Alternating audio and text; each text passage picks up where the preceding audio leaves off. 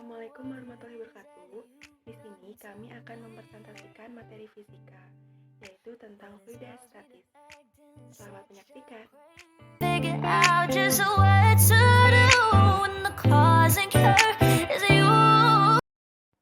Sebelumnya, kita harus mengetahui apa itu fluida. Fluida adalah zat yang dapat mengalir. Kata fluida ini mencakup zat cair, yaitu air dan gas. Karena kedua zat ini dapat mengalir. Sebaliknya, batu dan benda-benda keras atau seluruhnya padat tidak digolongkan ke dalam fluida karena tidak bisa mengalir. Susu, minyak pelumas, dan air merupakan contoh zat cair. Dan semua zat cair itu dapat dikelompokkan ke dalam fluida karena sifatnya yang dapat mengalir dari satu tempat ke tempat yang lain. Selain zat cair, gas juga termasuk fluida. Zat gas juga dapat mengalir dari satu tempat ke tempat yang lainnya.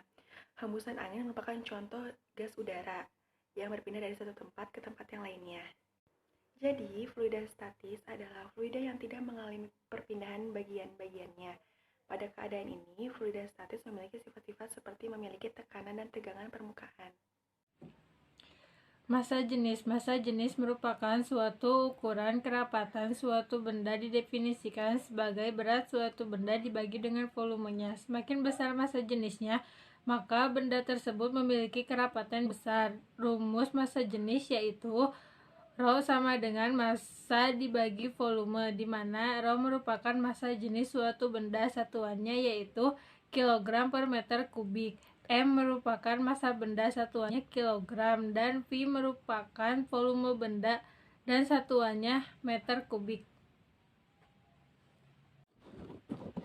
Secara kasar, massa jenis dapat digunakan untuk mengetahui apakah benda dapat mengapung di permukaan air. Benda atau objek yang memiliki massa jenis lebih kecil akan selalu berada di atas massa jenis lebih besar. Contohnya, minyak akan selalu mengapung di atas permukaan air karena massa jenis minyak lebih kecil dari massa jenis air. Semua benda atau objek yang memiliki massa jenis lebih besar dari massa jenis air akan selalu tenggelam. Prinsip inilah yang dipakai oleh insinyur kapal dalam merancang kapal. Perhatikan gambar di bawah ini. Prinsip inilah yang dipakai sehingga dapat menyelam dan mengapung kembali ke permukaan laut. Tekanan hidrostatis. Tekanan hidrostatis ketika fluida dalam keadaan diam pada titik kedalaman berapapun tidak dipengaruhi oleh berat air, luasan permukaan air, atau bentuk bejana air, tetapi akan dipengaruhi oleh luasan objek yang menerimanya atau kedalaman ukur. Tekanan hidrostatis menekan ke segala arah dan dapat didefinisikan sebagai gaya yang diberikan pada luasan yang diukur atau dapat dihitung berdasarkan objeknya dengan persamaan sebagai berikut. Satuan tekanan adalah Newton per meter kuadrat atau Pascal. Contoh tekanan hidrostatik yakni pada aliran darah atau yang biasa kita sebut tekanan darah, merupakan tekanan yang diberikan oleh darah sebagai fluida terhadap dinding. Pahami gambar berikut. Tekanan mutlak merupakan tekanan total yang dialami oleh benda atau objek yang berada di dalam air dan dinyatakan dengan P sama dengan pH plus PATM, di mana PATM merupakan tekanan atmosfer. Tekanan mutlak merupakan tekanan sebenarnya, sehingga jika kita melakukan eksperimen dan mendapat data mengenai tekanan, maka perlu ditambahkan dengan tekanan atmosfer. Hukum Pascal. Tekanan didefinisikan sebagai gaya yang diberikan dibagi luasan yang menerima gaya tersebut. Rumusnya PF per A, di mana F merupakan besarnya gaya atau Newton, A merupakan luasan penampang atau M per 2. Di bawah ini merupakan satuan-satuan tekanan dan konvensilnya.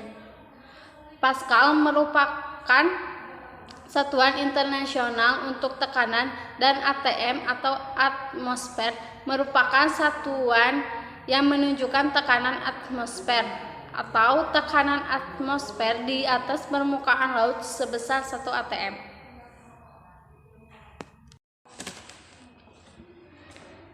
1 N per M pangkat 2 sama dengan 1 Pascal.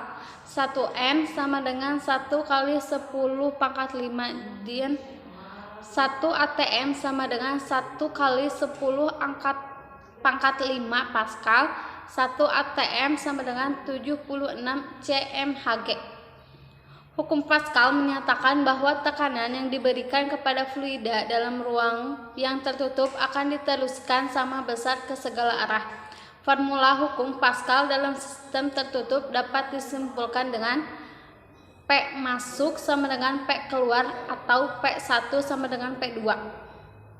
Seperti yang sudah kita ketahui bahwa tekanan adalah gaya dibagi besar luasan penampungnya, maka persamaan di atas dapat ditulis kembali sebagai berikut.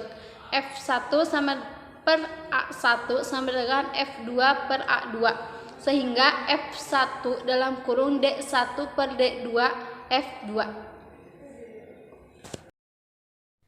Di mana D1 merupakan diameter permukaan 1 dan D2 merupakan diameter permukaan 2. Perhatikan skema mekanisme hidrolik di atas. Karena cairan tidak dapat ditambahkan ataupun keluar dari sistem tertutup, maka volume cairan yang terdorong di sebelah kiri akan mendorong piston atau silinder pejal di sebelah kanan ke arah atas. Piston di sebelah kiri bergerak ke bawah sejauh H1 dan piston sebelah kanan bergerak ke atas sejauh H2. Sesuai hukum Pascal, maka A2H2 sama dengan A1H1, sehingga D2 per D1 sama dengan H2 per H1. Cukup sekian materi yang kami jelaskan. Mohon maaf apabila banyak kesalahan. Sekian dan terima kasih. Wassalamualaikum warahmatullahi wabarakatuh.